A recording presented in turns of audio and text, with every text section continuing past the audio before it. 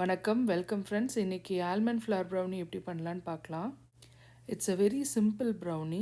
அதுக்கு ஃபஸ்ட்டு அவனில் நம்ம 350 டிகிரி ஃபாரன்ஹைட் செட் பண்ணி ப்ரீஹீட் பண்ணிக்கலாம். இதுக்கு தேவையான பொருட்கள் வெரி சிம்பிள். ஒரு 6 to 7 இன்க்ரீடியன்ட்ஸ் தான்.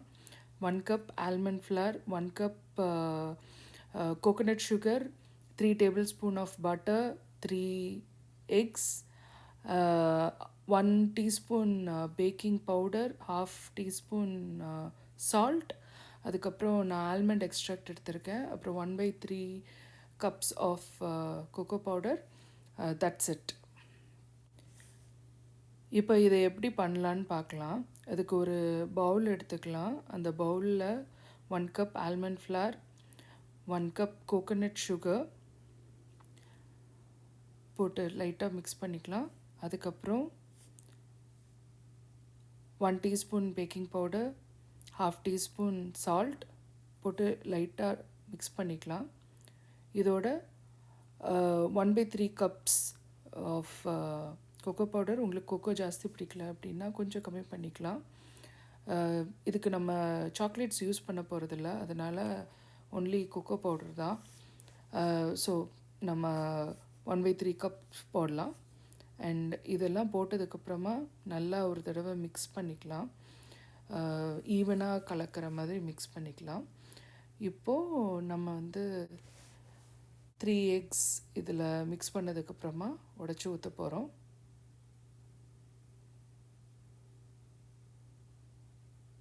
ஸோ 3 எக்ஸ் போட்டாச்சு. இதுக்கப்புறம் லைட்டாக மிக்ஸ் பண்ணிக்கலாம்.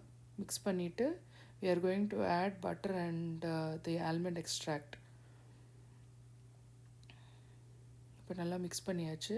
இந்த பட்டர் ரூம் டெம்பரேச்சர் பட்டர் நம்ம போட்டு நல்லா மிக்ஸ் பண்ண போகிறோம். It's very soft butter. Additionally almond extract போட்டுக்கலாம்.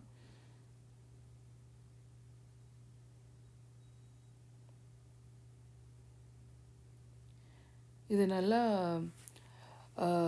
மிக்ஸ் பண்ணால் போதும். இது நல்லா ஃபட்ஜியாக வரும்.